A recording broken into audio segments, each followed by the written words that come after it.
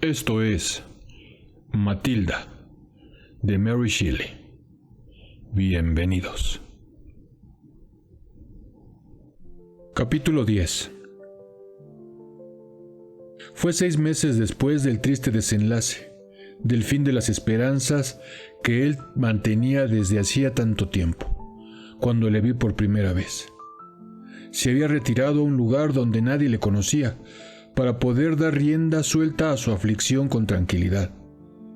La muerte de su querida Eleonor había cambiado el mundo para él, y nunca más pudo volver a los lugares donde la había visto, donde su imagen asociada a las esperanzas más prometedoras lo habían iluminado todo como una hoguera de alegría. Ahora todo estaba sumido en una obscuridad más negra que la noche, desde el día en que Eleonor, el sol de su vida, se había apagado para siempre. Vivió un tiempo sin mirar jamás la luz del cielo, rodeando sus ojos de tinieblas sin fin, lejos de todo lo que le podía recordar lo que había sido. Pero cuando el tiempo llegó a dulcificar su pena, como auténtico hijo de la naturaleza, supo encontrar el consuelo de sus desgracias en el goce de sus bellezas. Se había retirado a un rincón del país donde era totalmente desconocido y donde no podía conversar más que con su corazón en la más profunda soledad. Encontró ayuda para su impaciente dolor en las brisas de los cielos y en los suspiros de las aguas y de los bosques. Encontró placer en montar a caballo. Este ejercicio distraía su mente y le daba ánimos. En un corcel veloz podía, por un momento, darse una tregua lejos de aquella imagen que le perseguía siempre. Eleonor sobre su lecho de muerte, con sus hermosos rasgos alterados y el dulce aliento que la animaba disminuyendo poco a poco hasta apagarse. Durante meses, Woodville se había esforzado en vano en apartar ese atroz recuerdo que le obsesionaba sin cesar hasta el punto de convertirse en carga demasiado pesada para su alma agobiada. Pero a caballo, la cadena que le ataba a esos recuerdos quedaba aniquilada. Si entonces recordaba a su novia desaparecida, la veía de radiante belleza, oía su voz, la imaginaba cazador a su lado, y sus ojos brillaban al figurarse que contemplaba su amado rostro. Le había visto varias veces pasar a caballo por el páramo, y me había sentido irritada al ver mi soledad perturbada. Hacía mucho tiempo que no había hablado más que con campesinos, y no me gustaba la sensación de que alguien de rango superior me descubriera. Además temía que esta persona me hubiese visto antes, que pudiera reconocerme y revelar mi engaño, lo cual me valió unas torturas jamás sufridas aún. Esos temores me aterrorizaron y me obsesionaron incluso en sueños.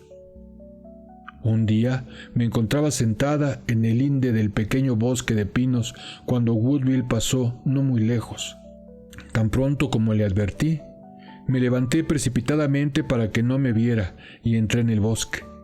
Mi movimiento brusco asustó a su caballo, que se encabritó y coceó tanto que desarzonó al jinete. El animal entonces se alejó a galope mientras el forastero quedaba en el suelo, sorprendido por su caída. No estaba herido, y un poco de agua fresca le permitió recuperarse enseguida. Me impresionó su extraordinaria belleza, y cuando habló para darme las gracias, la entonación dulce y melancólica de su voz me hizo llorar. Cuando tuvimos una breve conversación, y al día siguiente se detuvo delante de mi casita, poco a poco se estableció una intimidad entre nosotros. Le parecía extraño ver a una persona del sexo femenino tan joven. Yo no tenía 20 años aún, visiblemente pertenecía a la capa superior de la sociedad. Poseía todos los atributos que puede conferir una excelente educación, viviendo solo en un páramo desolado. Alguien cuya frente estaba fuertemente marcada por el sello del dolor, cuyos gestos y palabras revelaban que no estaban acordes con su corazón, sino más bien prisioneros de pensamientos lejanos y de crueles sufrimientos. Además llevaba un extraño vestido que parecía de monja e indicaba que no me había retirado del mundo por necesidad, sino para abandonarme al lujo de la felicidad en mi reclusión voluntaria. Pronto se interesó mucho por mí, y sentado a mi lado, intentando alentarme, llegó a olvidarse a ratos de su propia pena. Y él no podía sino despertar el interés, aunque fuera de una persona cerrada por el mundo entero, que no esperaba más que la muerte, y no vivía más que con desaparecidos. Su belleza personal, su conversación radiante de sensibilidad e imaginación, la poesía que parecía fijada en sus labios y dotada del poder de imponer el silencio al aire mismo para hacerse oír mejor, eran atractivos a los que nadie podía resistirse. Era más joven, menos desgastado, menos apasionado que mi padre, y en nada me lo recordaba. Sufría por una desgracia reciente cuyo moderado impacto, lejos de producir sentimientos inimaginables en otras circunstancias, parecía simplemente velar lo que de otra forma hubiese sido demasiado deslumbrador para mí. Yo hablaba cuando nos encontrábamos juntos, y sin embargo, mi espíritu orientado hacia sí mismo se veía a veces arrastrado lejos por el rápido curso de sus propios pensamientos. Levantaba mis ojos llenos de un brillo fugaz, y luego volvían aquellos recuerdos que no morirían jamás y que raras veces dormían. Entonces, una lágrima enturbiaba mi vista. Woodville intentaba sin tregua hacerme ver todo lo bello y feliz de este mundo. Por naturaleza, su espíritu estaba totalmente orientado hacia el bien y no hacia el mal, y esta disposición, propia para introducir alegría en el corazón mismo de los desesperados, iluminaba sus discursos. Hablaba de los maravillosos poderes del hombre, de su estado, de sus esperanzas y de lo que había sido y de lo que era, y cuando ya no podía dejarse guiar por la razón, su imaginación como inspirada ponía luz en la oscuridad que ocultaba en el presente y el futuro. Le gustaba evocar lo que había podido ser en vida sobre la tierra antes de la aparición del hombre, convertido éste en la evolución, en la extraña, compleja y gloriosa criatura que era ahora, cubriendo en la tierra con sus creaciones, concibiendo, mediante el poder de su espíritu, otro mundo más bello sobre la estructura visible de las cosas, sin olvidar todo el universo plasmado en sus escritos. Una bella creación, decía, que puede reivindicar su superioridad sobre el modelo, por haber permitido que el bien y el mal fueran más fáciles de distinguir. El bien recompensado según el deseo de cada uno, y el mal castigado como ha de serlo todo mal, no por el dolor, inconcebible para el filántropo sin sublevación, sino por la reclusión que le priva simplemente de sus cualidades maléficas. ¿Para qué matar una serpiente que ya no puede morder? La poesía de su lenguaje y de sus ideas, que mis palabras traducen mal, me mantenían encadenado a sus discursos. Experimentaba un placer melancólico al oír sus inspiradas exposiciones, al captar un instante el brillo de su mirada, al sentir una efímera simpatía que me sacaba de mis cavilaciones. Pero cuando comprendía de nuevo que todo esto no era más que un sueño, una sombra sin realidad para mí, mi padre me había abandonado para siempre, dejándome solo recuerdos que formaban una eterna barrera entre mis semejantes y yo. De hecho, estaba excluida de su sociedad. Woodville, él lloraba la muerte de su novia. Otros lloraban otras desgracias que les había tocado, pero lo mío estaba manchado de infamia y pecado. Una pasión prohibida y odiosa habían vertido su veneno en mi corazón y alterado toda mi sangre, que de ahora en adelante ya no sería ese beneficio torrente de vida, sino una fría durante la hiel envenenada en su propio nacimiento. Probablemente sea el exceso de locura lo que me hace creer que solo puedo estar sola, paria de la humanidad, sin afinidad alguna con un hombre o mujer, excluida de la naturaleza. A veces Woodville me hablaba de él, contaba su corta historia de felicidad y de desgracia, y se extendía con pasión sobre su amor correspondido por Eleanor. Era ella, decía, la aparición más deslumbrante que jamás conoció la tierra.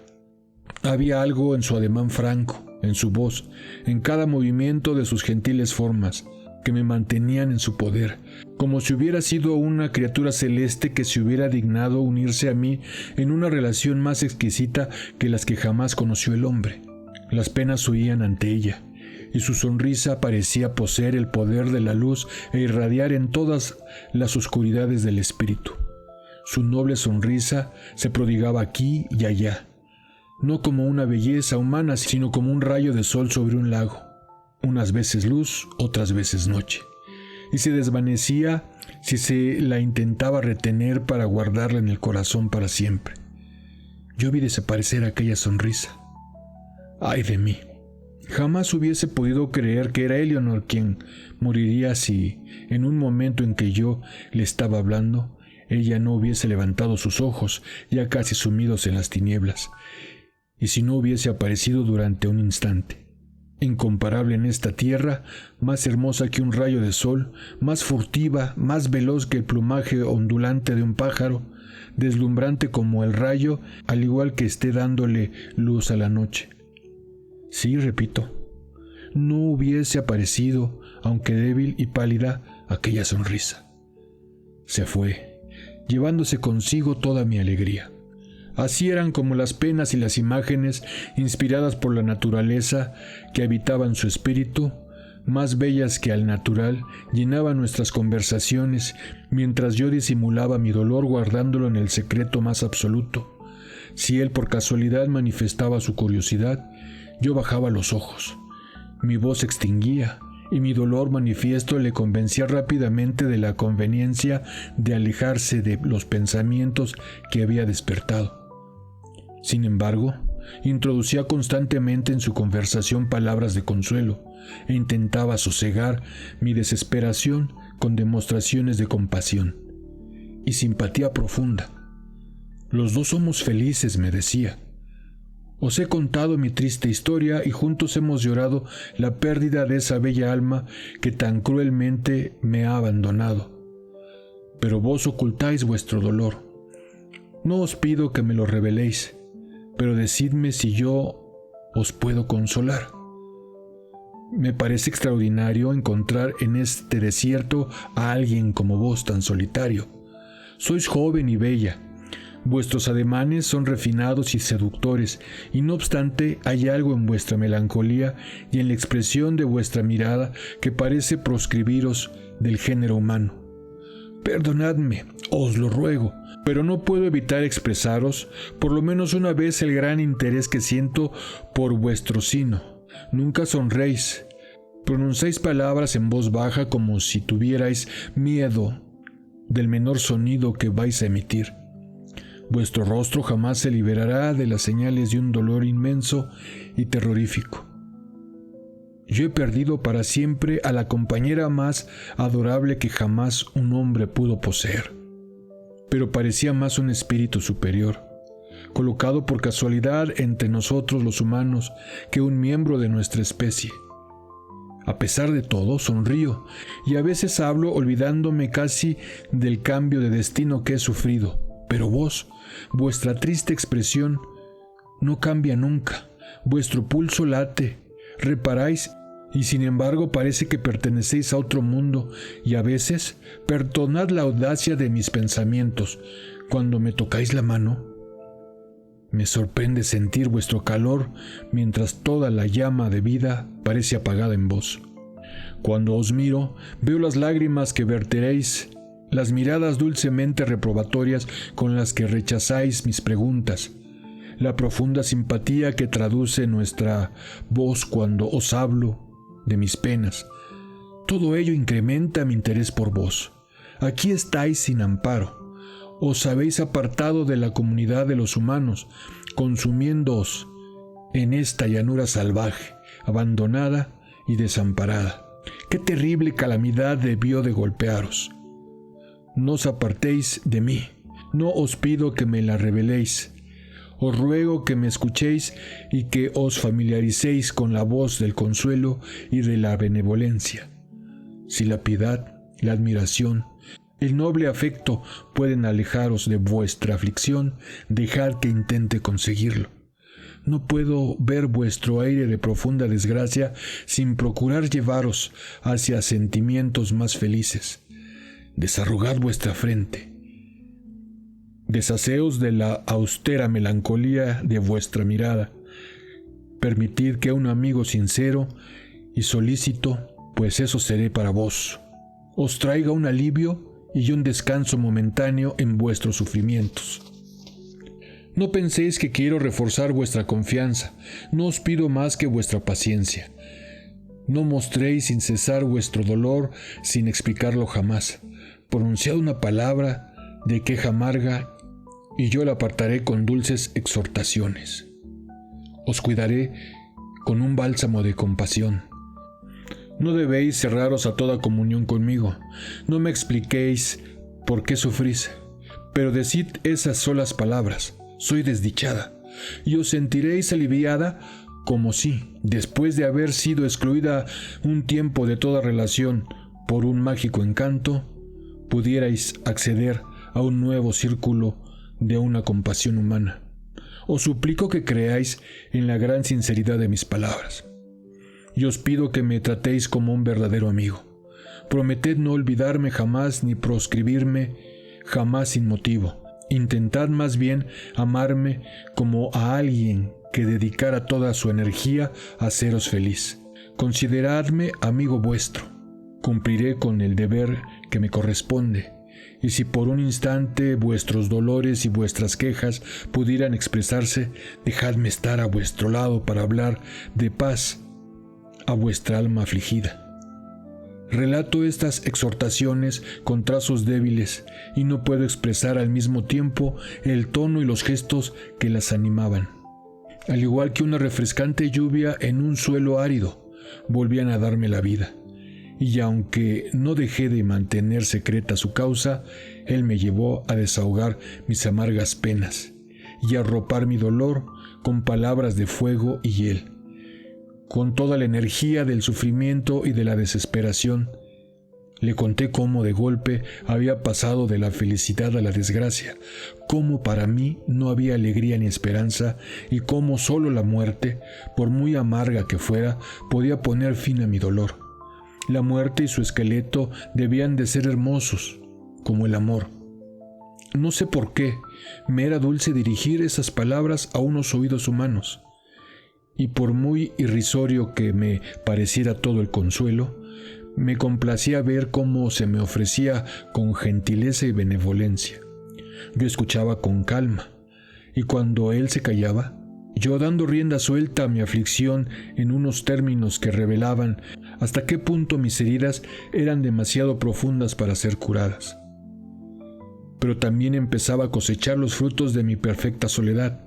Me había vuelto incapaz de tener cualquier relación, incluso con Woodville, la persona más noble y más compasiva del mundo. Me había vuelto mezquina y desatinada. Todo mi carácter se había resentido. Lo llamaba mi amigo, pero consideraba todo lo que hacía con ojos suspicaces. Si no venía a verme a la hora indicada, me enfadaba mucho y le decía que si realmente tenía interés por mí, era de una manera fría que no convenía a una pobre criatura fatigada como yo, cuya profunda desgracia exigía mucho más que con su corazón terrenal podía ofrecerme. Y si en algún momento su comportamiento me parecía frío, le decía enojada: estaba en paz antes de vuestra llegada. ¿Por qué venir a molestarme? Me habéis creado nuevas necesidades, me tratáis como si mi corazón os perteneciera. No me veis tal y como soy en realidad. Una pobre oveja acorralada en la vertiente expuesta de la colina, a merced de todas las ráfagas. No necesito amigo ni compasión. Huí de vos, bien lo sabéis, y vos os habéis impuesto creándome esas nuevas necesidades que os dan. Lo constatáis triunfalmente, poder sobre mí. Qué bello es el poder del cruel viento del norte, que hiela las lágrimas que han de correr. No sufriré esto. Idos. El sol se levantará y se pondrá igualmente que antes, y me sentaré bajo los pinos, o iré por la llanura con mis lamentos sin necesidad de que me escuchéis. Sois cruel, muy cruel. por tratarme de esa forma grosera, a mí, que sangro por todos los poros de mi piel.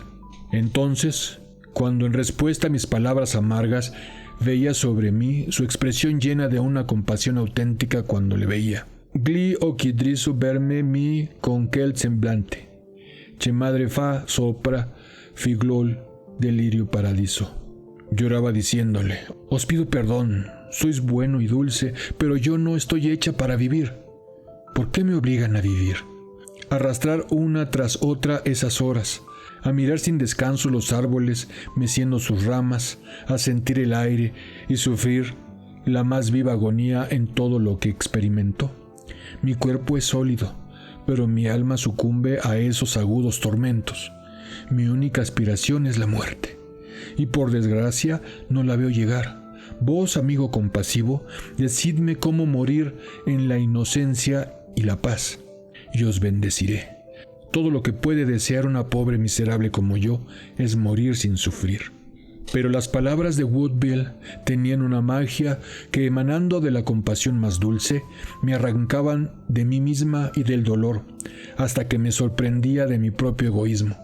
Pero cuando él se iba, mi desgracia volvía y había de empezar de nuevo el trabajo de recuperación. Algunas veces no deseaba verle en absoluto. Pensaba que después de haber abandonado los caminos de la vida y haberme entregado a esa larga reclusión, aunque podía soportar mi pena habitual y beber con resignación el amargo brebaje cotidiano, me había vuelto incapaz de experimentar nuevos sentimientos. La esperanza, el afecto estaban muy lejos de mí.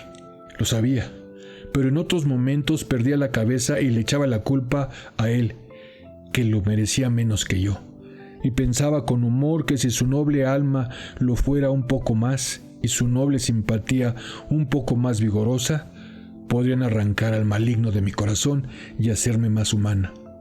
A sus ojos, pensaba, no soy más que un personaje de tragedia cuya actuación viene a contemplar. De vez en cuando me da una contrarréplica para inducirme a una respuesta que le convenga mejor. Quizá esté ya preparando un poema en el que debo figurar.